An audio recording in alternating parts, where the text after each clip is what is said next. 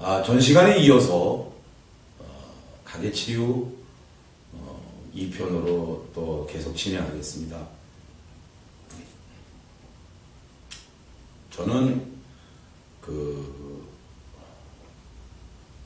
어머니에 대한, 여러분들도 많이들 그러시겠지만 저 역시 어머니에 대한 상처, 아픔이 있습니다. 어머니가 이전에 신기가 있었기 때문에 신기 예수를 믿게 됐지만 여전히 예수를 믿으면서도 한 번씩 신기가 드러날 때에 저는 많이 황당하고 많이 괴로웠습니다. 제가 신대원 원부 공부할 때 이런 일이 있었습니다. 한 번은 저와 제 아내가 외출을 나갔다 왔을 때 어머니를 모시고 있었는데 집에 들어왔는데 갑자기 집에 들어오다가 제가 거실에서 미끄러질 뻔했습니다. 바닥을 보니까 거실에 옥수수 식용유를 바닥에다가 전체 다 이렇게 뿌리고 옥수수 식용유 통이 널브러져 있는 걸 봤습니다. 그리고 저희 어머니는 베란다 쪽에서 이 소주를 먹고 빈병을 옆에 두고 제가 들어올 때 저를 딱 쳐다보는데 그 눈이 정말 사람의 눈이 아닌 걸로 보였습니다. 얼마나, 여러분들 상상을 한번 해보십시오. 얼마나 참 두려웠겠습니까?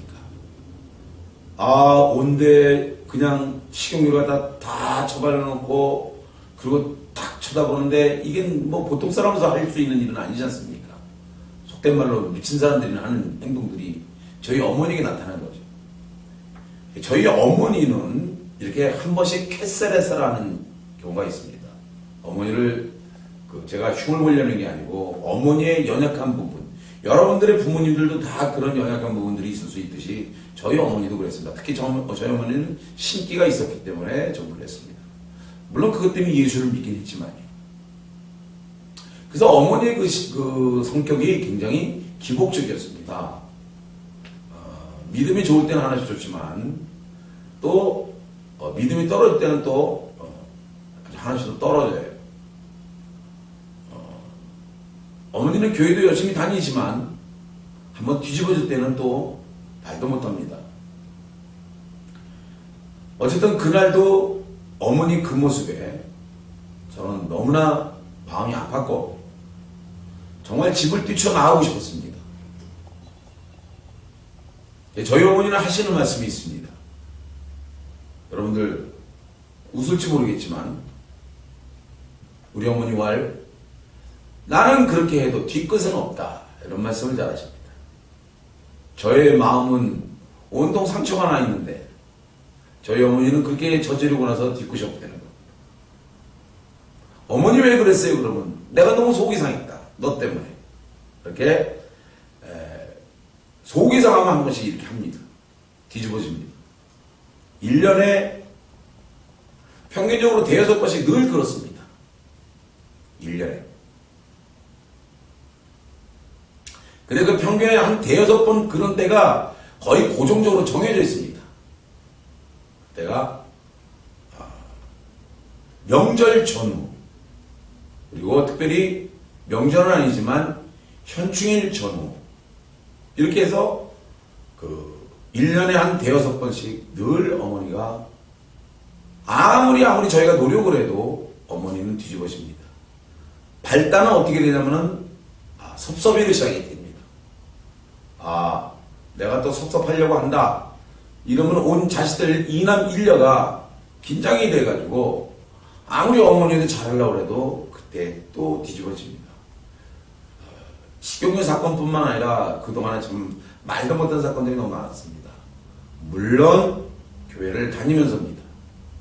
어머니는 그렇게 하고 나서도 그 다음날 새벽에 찬송가 옆에 끼고 성경 옆에 끼고 새벽 기도 가시는 분이에요. 찬송가 부르면서. 현찬은 주님의 사랑가 이러면서 그 전날 식용유 사건이 있었음에도 불구하고 그렇게 일을 벌려놓고서 새벽에 그 다음날 새벽이면 또 교회 가서 주여 하고 또 기도합니다. 그러나 어머니를 보면서 저는 교회를 한때는 회의가 들기도 했었습니다. 혹시 지금 저의 얘기를 들으면서 여러 가지 생각이 많으신 분들이 있을 겁니다. 교회를 하면 이렇게 평안되지 않냐고 이렇게 죄성과 상처에 사로잡혀서 옆에 있는 사람 많이 아픔을 주고 캐셀에서 살아가는 사람들 어디 한둘이겠습니까? 제가 목사가 돼서도 어머니는 여전했습니다. 변화되지 않는 모습은 물론이거니와 저를 굉장히 공격적으로 찔러대기까지 했습니다. 네가 목사 좋아한다. 나 목사, 네가 목사면 걔나 저나 다 목사하지. 어머니로 화가 나면은 입에 이게 절제가 안 됐습니다. 화가 나면 퍼버됩니다. 아들이든 딸이든 간에. 그리고 나면 또 시원해가지고 또 계시는 거예요. 또 며칠 또 갑니다. 저는 하나님 앞에 기도했습니다. 제가 신학교를 다닐 때 엄마가 저 상태면은 나는 목회를 못하니 하나님이 책임져 달라. 심지어는 부끄러운 얘기지만 하나님 어머니를 데려가셔야지 내가 목회할 수 있는 거 아닙니까? 이런 못난 기도도 제가 해보기도 했습니다. 저에게는 너무나 힘든 그런 상처였습니다. 그러다가 어느 날 저는 이 가계적인 영향에 대해서 깨닫게 되었습니다. 가계적인 게 얼마나 무서운 건지를 제가 알게 되었습니다. 그래서 저는 어머니에게 기도를 잘 못하시니까 이런 데 대해서 이렇게 중언부언할 것 같아서 제가 가계 치유 기도라고 해서 제가 이렇게 이것저것을 갖다가 편집을 했습니다.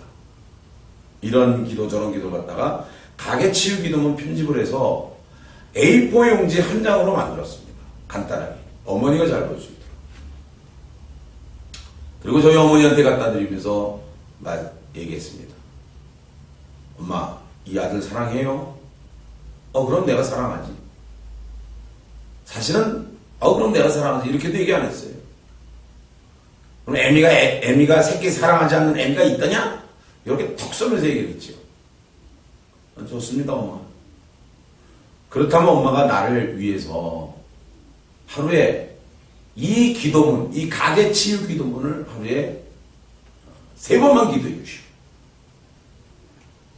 새벽에 3번, 점심때 3번, 저녁때 3번 이렇게 기도해 주고, 기도할 때마다 맨 끝에 아들 목사 사랑하고 축복합니다.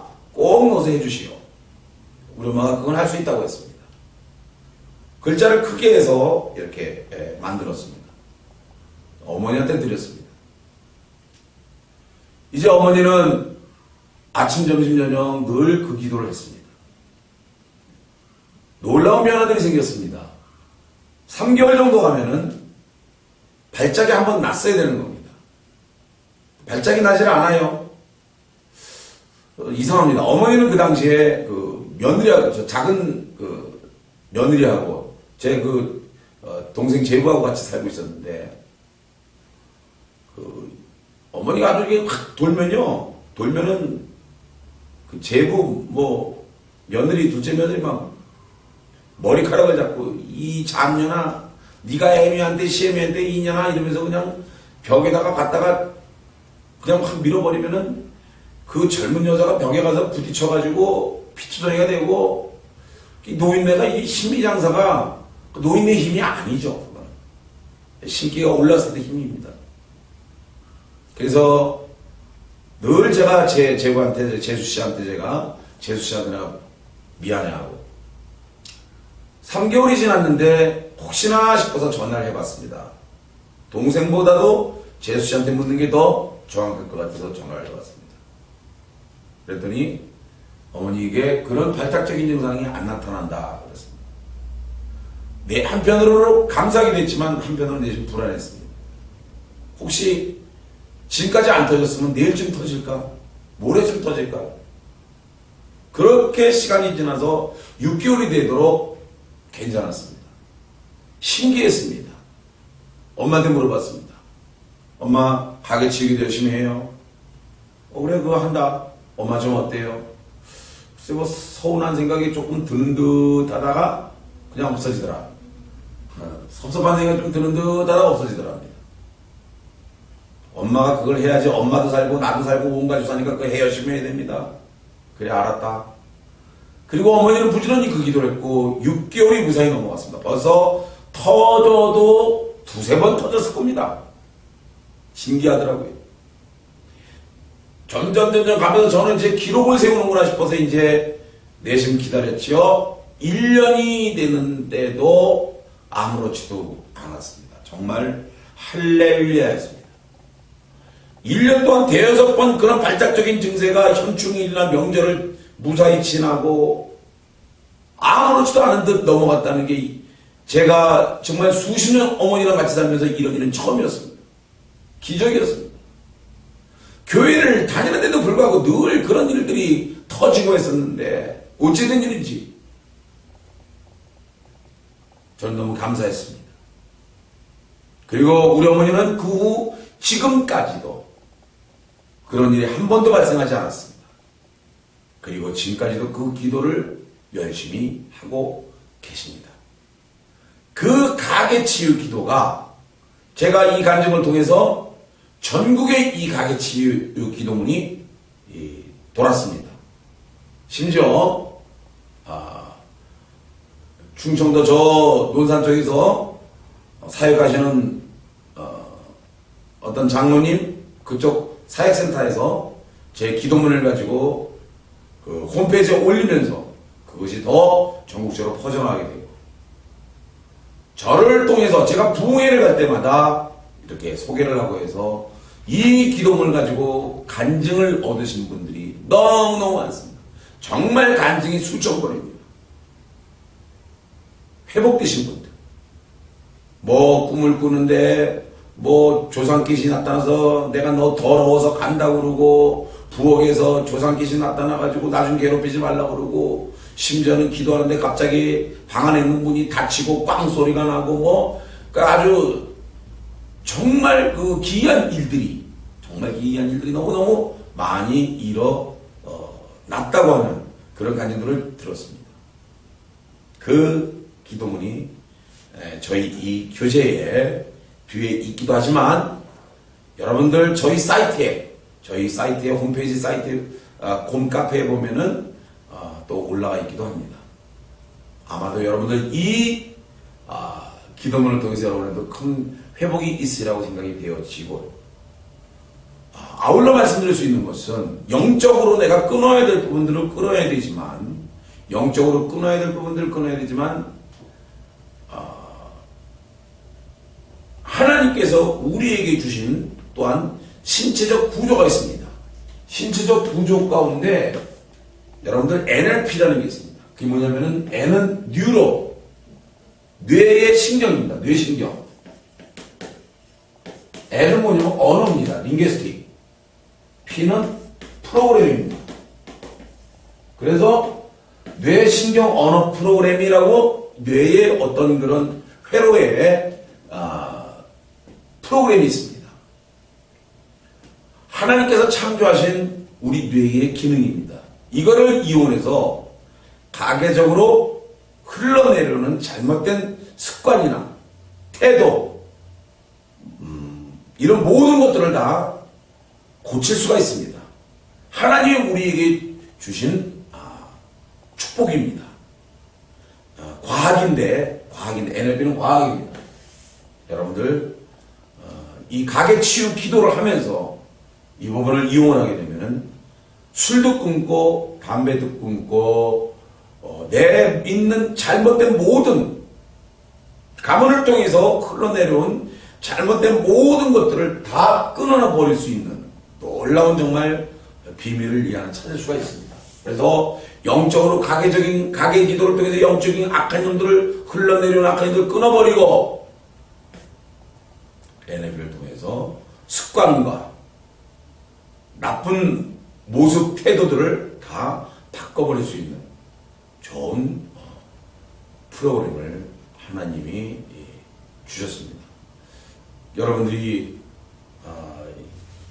이 가계 치유 기도를 통해서 그런 영적인 복을 누리시고 저희 센터에 혹시 기회가 돼서 오시면은 그런 부분들을 가계적인 부분들을 진단하고 그리고 잘못된 습관이나 이런 것들 다 끊어버릴 수 있도록 제가 도와드리겠습니다. 여기 가계 치유 기도문. 하나님 아버지 조상으로부터 오는 모든 부정적 영향력에 대하여 이 시간 예수 그리스도의 이름으로 끊어주시고 이 영향을 받게 된 우리 조상들의 행위와 나의 모든 죄악들을 회개합니다. 그래서 갑니다. 이 부분에 대한 것들을 우리 홈페이지에서 홈카페에서 참고하시고 또 뵙기를